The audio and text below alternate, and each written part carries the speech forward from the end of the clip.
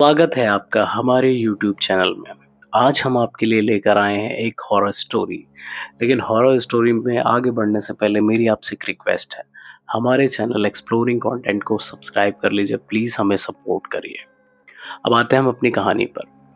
Horror stories लगभग सभी को सुनना पसंद है, मज़ा भी सबको बहुत आता है। ज़्यादातर लोगों को तो बस ये कहानियाँ मनगढ़ंत लगती हैं, तो बहुत सारे ऐसे भी लोग हैं जिन्हें ये कहानियाँ, ये घटनाएँ सच्ची लगती हैं।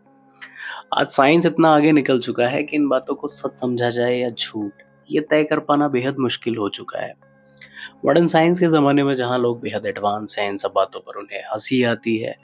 ऐसे में ये सुपरनैचुरल्स घटनाएँ जिनके साथ होती हैं, वो किसी से भी ये बातें शेयर नहीं करते, क्योंकि कोई भी नहीं चाहता कि कोई उसे पागल समझे। ऐसे ही ये कहानी है मयंक की, जो कि गरीबी और घर के खराब हालातों की वजह से लखनऊ शहर जाता है, 4 पैसों के पीछे, ताकि उसके घर के हालातों में कुछ सुधार हो सके। लेकिन उसकी ज़िंदगी में आगे जो कुछ भी होने वाला है, वो उसने तो क्या, किसी ने भी सपने में नहीं सोचा होगा। गाइज़, मेरा एक बार फिर से आपसे रिक्वेस्ट है, प्लीज़ हमारे चैनल को सब्सक्राइब करें और हमें सपोर्ट करें, और अगर आपको वीडियो पसंद आए तो लाइक ज़रूर करिएगा। तभी 2022 की है। मयंक उत्तर प्रदेश के ज़िले अमेठी का रहने वाला है। मयंक के घर में उसके माँ-बाप और एक छोटी बहन है। घर में बेहद गरीबी होने के कारण 2 वक्त की रोटी खाना भी मुश्किल हो रहा था, और पैसों की तंगी की वजह से मयंक की पढ़ाई-लिखाई भी नहीं हो पा रही। एक दिन मयंक को पता चला कि उसके गाँव का एक आदमी राम सजीवन, जिसको मयंक चाचा कहता है, वो लखनऊ में बलरामपुर हॉस्पिटल के पास कहीं चाय की दुकान लगाता है। मयंक ने फैसला कर लिया कि अब वो राम सजीवन चाचा के पास चला जाएगा और वहीं कोई काम खोज लेगा, ताकि घर में कुछ फाइनेंशियल हेल्प कर सके। मयंक ने बिना देरी किए घर वालों को मनाया और आंखों में हजारों सपने लेकर निकल पड़ा लखनऊ के लिए। शहर आकर उसे एक डिलीवरी बॉय का काम तो मिल गया, लेकिन रहने का कोई ठिकाना न मिल पाने के कारण मयंक कभी बलरामपुर हॉस्पिटल, तो कभी रेलवे स्टेशन, तो कभी बस स्टॉप पर अपनी रातें गुजार रहा था। पहले तो उसकी जान पहचान नहीं होने के कारण उसको कोई कमरा नहीं मिल रहा था या रूम नहीं मिल रहा था, और अगर मिल भी रहा था तो उसका रेंट इतना ज़्यादा था कि मयंक अफोर्ड नहीं कर सकता था। ऐसे ही दिन बीत रहे थे। एक दिन सुबह मयंक के चाचा ने उसे बताया कि उसकी किसी से बात हुई है। उनका नाम है गिरिजा शंकर। उनके वहाँ एक कमरा खाली है। क्यों ना तुम वहाँ जाकर उनसे बात कर लो, और अगर वो अलाउ करें तो तुम रह सकते हो वहाँ। मयंक को तो जैसे मानो दुनिया की सबसे कीमती चीज़ मिल गई हो। मयंक कितना खुश था। मयंक ने कहा, ठीक है, मैं जाता हूँ, अभी उनसे बात करके आता हूँ। खैर, मयंक कमरे की बात करने के लिए गया, तो गिरिजा शंकर जी ने कहा, देखो, तुम्हारी समस्याओं को देखते हुए तुम्हें ये कमरा तो दे सकता हूँ, लेकिन मेरी कुछ शर्तें हैं। अगर तुम्हें मंज़ूर हो तो तुम कमरा लेना, और अदरवाइज़ तुम नहीं तो तुम। मयंक ने तो शर्त सुनने से पहले ही हाँ कह दिया, लेकिन गिरिजा शंकर जी ने कहा, देखो, रात 10 बजे से पहले ही तुम कमरे का दरवाज़ा बंद करके अपने कमरे में चले जाओगे, और चाहे कुछ भी हो जाए, कुछ भी, फिर भी सुबह होने से पहले कमरे से बाहर मत निकलना।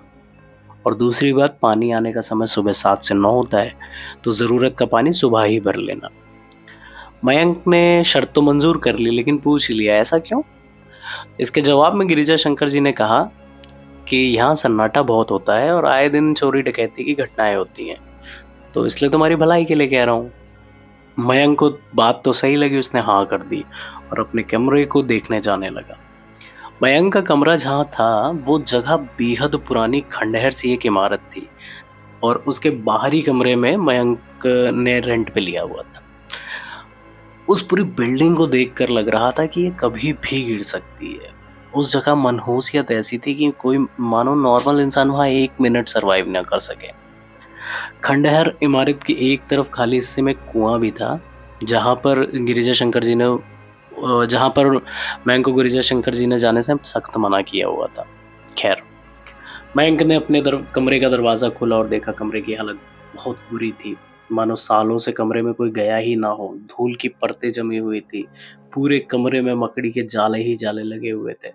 पूरे कमरे में बेहद सीलन थी, और सीलन की बदबू ऐसी थी कि कमरे में एक पल भी रुक पाना मुश्किल था। ऊपर से कमरे में एक भी खिड़की नहीं थी। ताज़ी हवा आने का सोर्स बस वही दरवाज़ा था जिससे मयंक ने एंट्री की थी।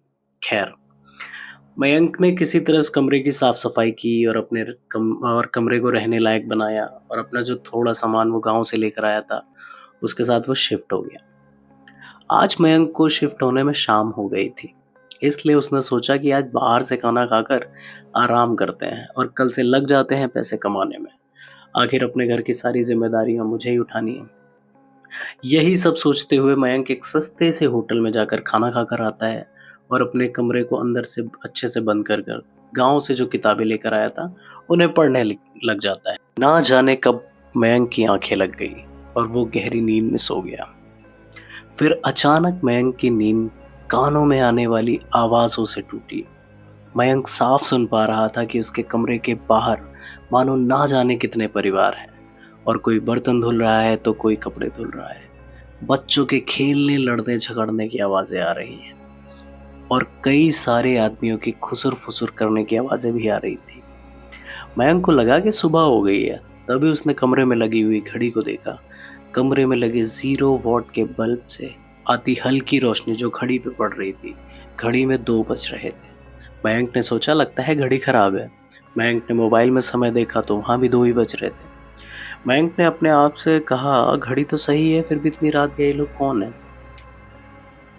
और ये अभी इतनी रात गए यहाँ क्या कर रहे हैं। तभी मयंक का ध्यान बाहर से आने वाली आवाज़ों पर गया तो वो एकदम शॉक्ड रह गया, क्योंकि वहाँ तो मानो पिन ड्रॉप साइलेंस था। सन्नाटा भी ऐसा कि मयंक के शरीर पर सांप लौट रहे हों। तो वो बहुत कंफ्यूज हो गया। फिर उसने ठंडे दिमाग से सोचा कि उसे लगा कि ये कोई उसका वहम है और वो सोने की कोशिश करने लगा।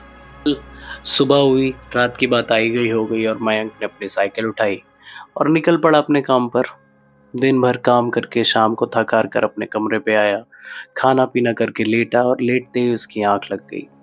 ठीक पिछली रात की तरह ही उन्हीं आवाज़ों के साथ मयंक की नींद खुल गई और मानो आज कल से भी ज़्यादा लोगों की आवाज़ें सुनाई दे रही है। साफ-साफ तो कुछ नहीं सुन पा रहा था, लेकिन कई सारे लोगों के बात करने की, बच्चों के खेलने की आवाज़ें आ रही थी और आज उसे ऐसा लग रहा था कि मानो उसके कमरे की दीवारों के ठीक पास ही लोग चल रहे हैं, बातें कर रहे हैं। कमरे की दीवार पर खुरचे जाने और ठक-ठक की बेहद अजीब और डरावनी आवाज़ें, जैसे कोई हथौड़े से दीवार पर ठोक रहा हो। मयंक आज डरा हुआ था और उसने सोचा कि दीवार पर कान लगाने की कोशिश करता हूँ। ये कौन लोग हैं और यहाँ कर क्या रहे हैं? उसने जैसे ही अपने कान दीवार से लगाए, तो दीवार के उस पार से उसके कानों में आवाज़ आई, जिसको सुनकर मयंक के पैरों के नीचे से ज़मीन निकल गई। उसके कानों में साफ-साफ आवाज़ आई कि इससे पहले बहुत देर हो जाए, चले जाओ यहाँ से। और आवाज़ इतनी तेज़ और डरावनी थी कि मानो उसके कान के पर्दे ही फट जाएंगे। मयंक इतना डर गया कि वो डर के मारे अपने बिस्तर पर लेट गया और उसने गौर किया कि फिर से वो आवाज़ एकदम बंद हो गई है, फिर से एकदम साइलेंस हो गई है, पिन ड्रॉप साइलेंस। और मयंक मयंक का दिमाग ही नहीं काम कर रहा था, वो बेहद डरा सहमा सा ना जाने कब सो गया। खैर, अगली सुबह हुई। जब वो काम पर निकला तो उसने बाहर की वही मनहूसियत देखी और खुद से बोला, ये सब कुछ तो वैसा ही है, ये मेरा वहम ही तो है। और फिर गिरिजा शंकर जी ने ऐसी बात ही कह दी थी कि रात 10 बजे के बाद बाहर मत निकलना। इन सब बातों से वहम तो पैदा हो ही जाता है। और यही सब सोचते हुए मयंक अपने काम पर निकल जाता है और काम करते करते उसे शाम हो जाती है और उसे पता भी नहीं चलता। आज मयंक के पास काम बहुत ज़्यादा था, इसलिए उसने सोचा कि पैसे कमाना मेरे लिए ज़्यादा ज़रूरी है, इसलिए वो देर तक रुक के काम करेगा। और अब काम ख़त्म करके उसे लगभग 12 बज गए थे घर जाते हुए। घर जाते समय फिर से मयंक के मन में गिरिजा शंकर की वही बातें आने लगी। फिर से वो वही सब सोचने लगा। तभी उसके दिमाग में आया कि अगर किसी को लूटना ही होगा तो दरवाज़ा तोड़ कर लूट लेगा। खंडहर जैसा तो घर है, कोई एक लात भी मार देगा तो दरवाज़ा टूट जाएगा। यही सारी बात मन में लिए वो अपने कमरे की ओर चला जा रहा था। तभी साइकिल का अगला पहिया पंक्चर हो जाता है और मयंक ज़ोर से चिल्लाते हुए कहता है, पहले ही कम बुरा हो रहा था क्या जो अब ये होना था।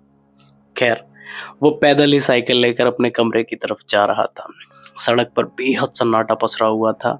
ऐसा लग रहा था मानो शहर शमशान हो चुका है। दूर दूर तक इंसान नहीं नजर आ रहा था।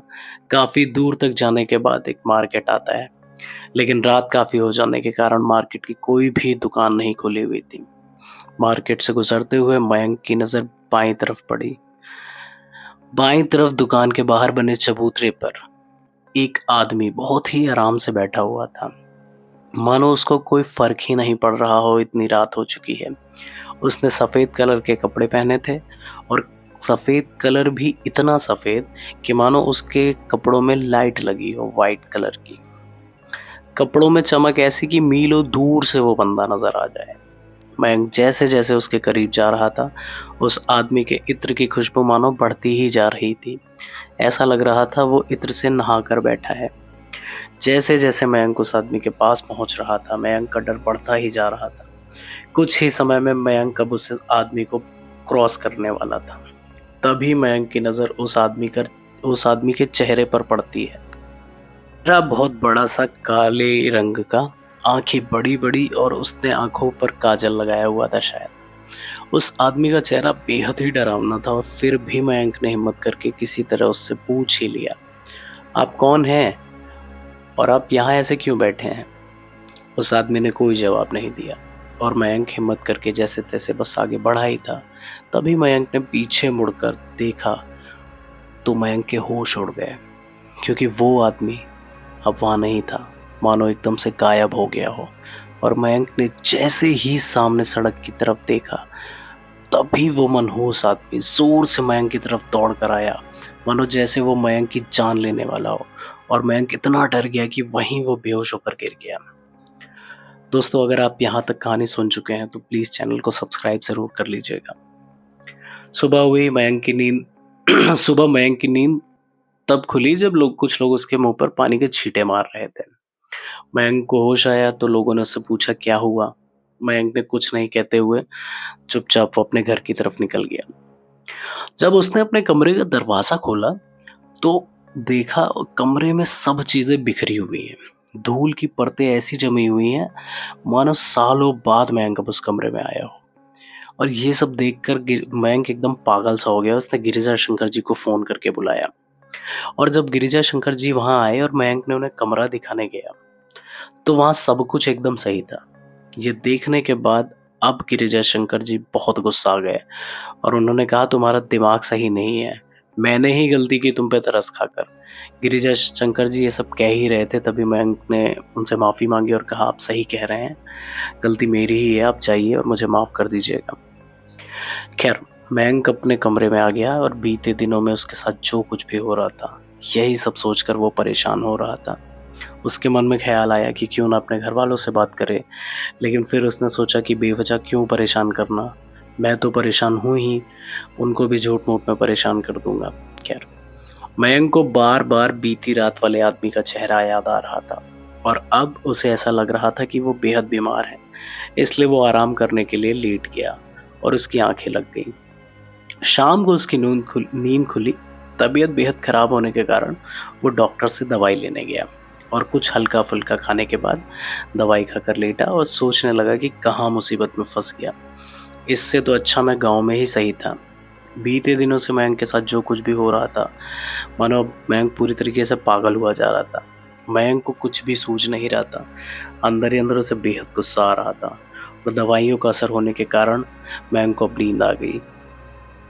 हर रात की तरह आज भी उन्हीं आवाज़ों के साथ उसकी नींद खुली और मानो आज आवाज़ें और भी ज़्यादा बढ़ चुकी थी। आज मयंक को ऐसा लग रहा था कि उसके बेड के ठीक नीचे कोई नाखून खुरच रहा है। मयंक ने हिम्मत करके नीचे देखा तो उसको ऐसा लगा कि ये आवाज़ बेड के नीचे से नहीं, बल्कि फर्श के नीचे से आ रही है, ज़मीन के नीचे से आ रही है। आज मयंक एकदम पगला सा गया था और उसने खूब तेज चिल्लाकर पूछ ही लिया, कौन हो तुम लोग और क्यों मेरे पीछे पड़े हो? और उसके इतना कहते ही चारों तरफ एकदम सन्नाटा हो गया और मयंक लेटकर यही सब सोच रहा था कि क्या हो रहा है, कौन है ये लोग, कहाँ फंस गया मैं। और तभी उसके दरवाजे पर जोर जोर से खटखटाने की आवाज आने लगी, जैसे कोई उसका दरवाजा पीट रहा है। मयंक बहुत ही ज्यादा डर चुका था। तभी बाहर से एक औरत की आवाज आई, दरवाजा खोलो। पहले तो ये आवाज धीरे धीरे से आ रही थी, लेकिन देखते ही देखते ये आवाज बहुत तेज हो गई, इतनी तेज कि उसके कान के पर्दे फट जाएं। और आवाज़ इतनी खतरनाक थी कि मानो जैसे ही मयंक दरवाज़ा खोलेगा, 1 सेकंड नहीं लगेगा उसको मयंक की जान लेने में। मगर मयंक तो मानो एकदम पगला-सा गया था। उसने फ़ैसला कर लिया कि आज वो दरवाज़ा खोलकर देख ही लेगा। जो होगा देखा जाएगा। ये रोज़-रोज़ का नाटक आज ख़त्म ही कर देता हूँ। जैसे ही मयंक दरवाज़ा खोलने गया तो मयंक की नज़र उसके बिस्तर पर पड़ी और उसके बिस्तर पर वही आदमी जिसने सफ़ेद रंग के कपड़े पहने थे वो बैठा था और मयंक को खा जाने वाली नज़रों से देख रहा था और लगातार मयंक को देखकर हँसे जा रहा था। ये सब देखकर मयंक इतना डर गया कि उसको काटो तो खून ना निकले। ये सब देखकर मयंक वहीं दीवार से सटकर ज़मीन पर पीठ लगाकर बैठ गया। बाहर से लगातार दरवाज़ा खोलो की आवाज़ें आ रही थी और उसके बिस्तर पर बैठा वो आदमी लगातार मयंक को देखे ही जा रहा था। जैसे उसे मयंक की ये हालत देखकर बहुत मज़ा आ रही है। मयंक को साफ सुनाई दे रहा था कि उसके कमरे की बाहरी दीवारों पर कई सारे लोग नाखून से खुरच रहे हैं और लगातार वो औरत दरवाज़ा पीट-पीट कर कह रही थी, दरवाज़ा खोलो, दरवाज़ा खोलो। मयंक की नज़र उसके फ़ोन पर पड़ी और उसने गिरिजा शंकर जी को फ़ोन कर दिया और ज़ोर से रोने लगा। मयंक इतना डर चुका था कि उसे लग रहा था कि अब वो साँस नहीं ले पाएगा और उसका दिल निकल कर बाहर आ जाएगा। अचानक सीने में उठे तेज़ दर्द के साथ मयंक बेहोश होकर ज़मीन पर धड़ाम से गिर गया। सुबह हुई गिरिजा शंकर जी ने फ़ोन में मयंक की मिस्ड कॉल देखी, तो बिना देरी किए वो मयंक के कमरे पर गए। काफ़ी देर दरवाज़ा खटखटाने के बाद भी जब दरवाज़ा नहीं खुला, तो गिरिजा शंकर जी ने दरवाज़ा तोड़कर अंदर गए और देखा मयंक बेसुध पड़ा हुआ है। उसे उठाकर अस्पताल ले गए, जहाँ कुछ देर बाद डॉक्टरों ने बताया मयंक बहुत ही ज़्यादा डर गया था, इसलिए लगभग इसकी साँस बंद ही हो गई थी। लेकिन ये किसी तरह बच गया है, ऐसा समझिए इसे भगवान ने नया जीवन दे दिया है। मयंक की ऐसी हालत देखकर गिरिजा शंकर जी को बहुत बुरा फ़ील हो रहा था, इसलिए अस्पताल से डिस्चार्ज कराकर मयंक को अपने घर ले गए और उसकी अच्छे से देखभाल करी। कुछ ही समय में मयंक की हालत में सुधार होने लगा। तभी मयंक ने घरवालों के बारे में पूछा, तो गिरिजा शंकर जी ने बताया कि तुम किसी चीज़ की टेंशन मत लो, सब कुछ सही है, तुम्हारे घरवाले ठीक हैं। तब मयंक ने पूछा कि सर, आप सच बताइएगा, आपको सब कुछ पता था ना इन सब चीज़ों के बारे में? तो आपने मुझे वहाँ रहने क्यों दिया? और वो वहाँ पे शक्तियाँ कौन-सी हैं? इसके जवाब में गिरिजा शंकर जी ने कहा, मैंने तुम्हारी हालत पर तरस खाकर तुम्हें वहाँ रहने के लिए अलाउ किया था और मैंने तुमसे साफ-साफ कहा था 10 बजे के बाद कुछ भी हो जाए रिएक्ट मत करना और कमरे से बाहर मत आना। और रही बात वहाँ की शक्तियों की, तो मैं बता दूँ आज से 90 साल पहले हमारा ये पुश्तैनी घर बन रहा था। तो वहाँ काफ़ी सारे मज़दूर काम कर रहे थे। उनमें से एक मिस्त्री था हरिया, जो अपनी पत्नी शांता और अपने 2 बच्चों के साथ काम कर रहा था। कुछ ही दिन में उसने हमारे दादाजी का भरोसा जीत लिया था। दादाजी ने उसके ज़िम्मे वहाँ का सारा काम छोड़ दिया था। जिस कमरे में तुम रहते हो ना, उस कमरे में वो अपनी झोपड़ी बनाकर रहता था, अपने परिवार के साथ। उस दिन हमारे घर की स्लैब पड़नी थी और हरिया ऊपर काम कर रहा था। तभी अचानक पूरा घर नीचे गिर गया और वहाँ काम कर रहे सारे लोग पूरी तरह से दबकर मर गए। लेकिन हरिया की पत्नी शांता और उसके 2 बच्चे जो काम से कहीं बाहर गए हुए थे, उनकी जान बच गई। दादाजी ने किसी तरह बात को ज़्यादा आगे नहीं बढ़ने दिया और मामले को संभाल लिया। लेकिन शांता इंसाफ मांगते-मांगते जब बहुत निराश हो गई, तो एक दिन वो अपने बच्चों को लेकर ये कहते हुए इस कुएं में कूद गई कि अब यहाँ किसी को चैन से नहीं जीने दूंगी। और यही कारण है कि आज तक यहाँ कोई रह नहीं पाया। और रही बात वो तुम्हारे कमरे में क्यों नहीं एंट्री कर पाई, इसका कारण है कि हमने एक पंडित जी को बुला के अपनी इस हवेली के हिस्से को अच्छे से इसका बंदेज करा रखा है। तो मयंक ने कहा अच्छा। मयंक ने जब ये कहानी मुझे बताई, तो उसने एक दिलचस्प बात और बताई कि वो सफ़ेद कपड़े वाला आदमी कहीं न कहीं मयंक की मदद ही कर रहा था। क्योंकि अगर पहली बार वो मयंक को नहीं मिलता और मयंक वहाँ बेहोश नहीं होता, तो पहली रात ही मयंक की जान चली जाती। और अगर दूसरी बार वो आदमी मयंक के कमरे पे मयंक को रोक नहीं लेता, तो उस दिन भी संभवतः मयंक की मौत पक्की थी। इतना ही नहीं, मयंक ने ये भी बताया कि उसे आज भी कोई समस्या होती है तो सफ़ेद कपड़े वाला आदमी आ जाता है। गाइस कहानी पसंद आई है तो लाइक ज़रूर करिएगा और प्लीज़ चैनल को सब्सक्राइब ज़रूर करिएगा। Thank you very much.